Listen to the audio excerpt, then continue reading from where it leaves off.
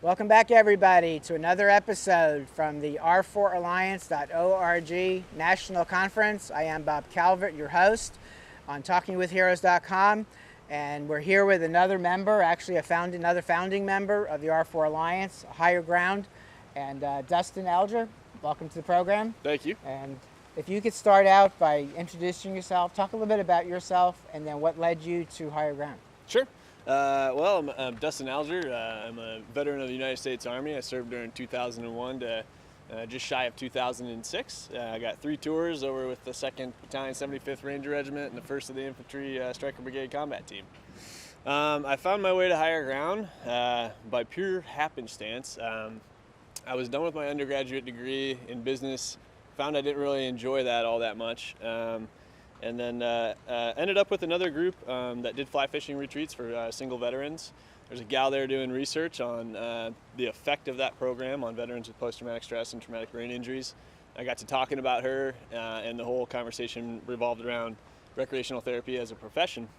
And I immediately went home from that trip, took my GREs, applied to grad school, went to UNH, did a master's thesis project working with Project Healing Waters, evaluating the efficacy of that program. Excellent. And basically heard a job blast from Higher Ground and took it as soon as I saw it. And that's, I've been there almost 2 years now, running camps and promoting the access to therapeutic recreation modalities for veterans. So is that the main thing Higher Ground does, is camping camps? We do everything year round. So in the winter, we host camps right there in Sun Valley, utilizing the property of Sun Valley that has 2 ski mountains. There's a great little mountain for beginners, so it has all the progressive levels, and then once they make it to a certain point, you can take them over to Baldy where there's more expert terrain. We do snowshoeing, cross-country skiing, wellness retreats in the winter, and then once it transitions into better weather, we start doing fly fishing retreats. We have a horse and equine therapy program. We just this year hosted our first ranch rodeo program where we taught veterans rodeo skills and herding skills, which was really neat and interesting. We do a lot of whitewater rafting, paddle sports, you name it. If it's a modality and it's recreational and we can get an intended design and outcome from that, we'll use it. So that led Higher Ground and your team to being co-founders of R4 Alliance. Talk a little bit about how that happened. Yeah, Bert Gillette was working at Higher Ground as a CTRS. He was the lead male rec therapist, and he saw the need for basically finding efficacious avenues for recreational therapy being designed and implemented across a broad spectrum. So the continuum of care that they call that. So he set out and basically, with one of our board members at Higher Ground, Bill Potter, designed what has now become R4. And what they're doing now is just collecting research, collecting member organizations, and trying to promote the same continuum of care across all of those organizations, so that every organization can have the same intent and same design and same outcomes as the other organizations. And then also it's easier for those veterans that want to utilize the other member organizations. It's easier for them to access them and kind of get involved a lot easier. Yeah, and there's really good research studies going on right now. I talked to Professor Townsend. She's here, actually. And I guess, sometime next year, the results of the studies about the effectiveness of recreational therapy, it will be released to the whole country, right? Yeah, there is currently a research study being done with Jasmine and Brent Hawkins and a few other individuals out of Clemson in coordination with R4, where basically they're having the member organizations conduct pre- and post-test pre- and post-program surveys on the effects of the program on the severity levels of their post-traumatic stress, TBI, MST, polytrauma. So basically, before you go to the camp, it's a Likert scale, 1 to 10. How would you say you're doing today? 1 to 10. And then that same question is asked after the program. And what we're seeing and finding is that these programs are having an enormous effect on being able to lower those severity level symptoms.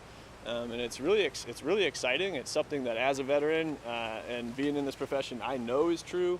So it's going to be really exciting being able to take something that's tangible and hand it off to somebody, say the VA or the DOD, and say, hey, maybe here's a new prescription drug. Exactly.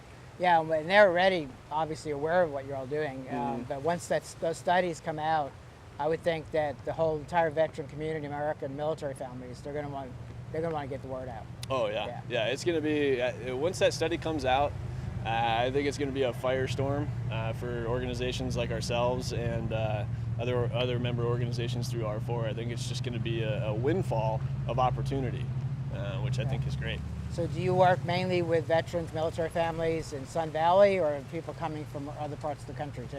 Yeah, no, we're a nationally based nonprofit, so we bring veterans from all over the country, Guam, Alaska, Hawaii, wherever the heck they are.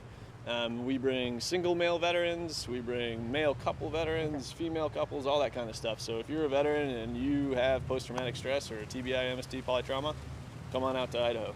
Okay, why don't you let people know how they can find you on the internet, your website, and social media? Sure thing. What you can do is you can go to Higher Ground SV, as in Sierra Victor, Sun Valley, highergroundsv.org, and you can hit, there's 2 buttons up top. There's a red one and a blue one. Hit the blue one that says military program. It'll be a drop-down button. Hit register. You'll go to another page where it says register here. Click that button. You'll go to a form online, and you can fill that form out. And once you hit submit, someone from the office will call you and will conduct an assessment to determine, where you are in transition into civilian life, or if you're still active duty, where you are, and all that good stuff. And then we can figure out what you want to do, when you want to do it, and how we're going to get you there. It's pretty simple, and the only required document for those that are not active duty is the DD-214. So if you just scan and send that, that's just to verify terms of service, and we're good to go. Great. Would you like to give a shout out to our men and women who are still serving around the world? Sure, I would love to. Hey, all you that are out there right now protecting us and doing everything that you need to do in order to make sure that the freedoms that we hold and love so dearly here in this country are offered to all those other people around the world, thank you very much. Thank you so much for doing that. Keep doing what you're doing. Come home safe and see us at Higher Ground. Great. Well, thank you, Dustin. Thank you Bob. For your service and for continuing to serve. It's Cheers. great. Thank you for the support. Absolutely. Well, once again, folks, another episode on TalkingWithHeroes.com with another member, a founding member of the R4Alliance.org. Again, I've said this a few other times. Please share these videos with everybody you can, especially military families, veterans, and their families. And we'll be back from the R4 Alliance National Conference with more.